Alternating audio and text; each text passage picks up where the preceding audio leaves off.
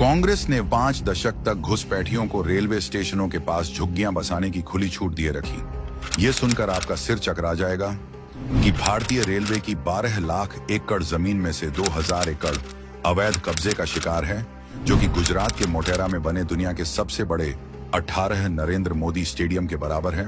यही नहीं, रेलवे की जितनी जमीन पर अवैध कब्जा है, उतने में 15-15 एकड़ के करीब 129 स्टेशन बन सकते हैं। आंकड़ों की माने तो उत्तर रेलवे की करीब 390 एकड़, दक्षिण पूर्व रेलवे की 346 एकड़ जमीन अवैध कब्जे में है। इसी तरह पूर्वोत्तर रेलवे के 5 से 15% स्टेशनों पर अवैध कब्जा कर लिया गया है। प्रयागराज रेलवे स्टेशन, सोमनाथ मंदिर जाने के लिए रास्ते में पड़ने वाले बेरेवल स्टेशन, हुबली के कोप्पल रेलवे स्टेशन पर अवैध ढांचा खड़ा कर दिया गया।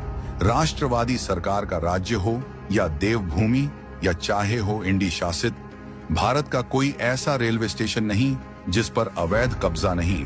राजस्थान के धौलपुर के बाड़ी रेलवे स्टेशन की 32 बीघा जमीन पर अवैध मकान और दुकानें बनी हुई हैं। उत्तर प्रदेश के लखनऊ में डालीगंज, गोमती नगर, मल्हौर और सीतापुर रूट भी अतिक्रमण के गिरफ्त में है। कट्टरपंथियों के निशाने पर देश की लाइफलाइन, तीसरी बार मोदी सरकार बनने के बाद जिस तरह ट्रेन डिरेल की साजिशें बढ़ी और उस पर जिस तरह विपक्ष ने एकजुटता दिखाने के बजाय राजनीतिक रोटियां सेंकी, ऐसा नहीं लगता कि कांग्रेस समेत उसकी इंडी को मालूम है कि ये साजिश करने वाले उनके वोट बैंक के लोग हैं। कभी रेलवे ट्रैक पर गैस सिलेंडर, साइकिल, लोहे की छड़ें मिलना, कौन कर रहा है ये सब? किसके घर होते हैं रेलवे स्टेशनों से सटे झुग्गी झोपड़ियों में? ये कब्जे न केवल रेलवे की योजनाओं को रोक रहे हैं, बल्कि देश की संपत्ति पर खुलेआम डाका डाल रहे हैं। और हाँ, ये सब कुछ रातों रात नहीं हुआ, सोची समझी रणनीति से होता है। पहले झुग्गियां बसाई जाती हैं, दुकानें खुलती हैं, स्टेशनों पर चादर रखकर धर्मस्थल स्थापित किए जाते हैं, और जब इन पर सरकार कार्रवाई करती है तो विरोध प्रदर्शन के नाम पर महीनों दिन धरना दंगे को अंजाम दिया जाता है। और इसमें साथ देती हैं कांग्रेस जैसी तुष्टीकरण एक्सपर्ट पार्टियां।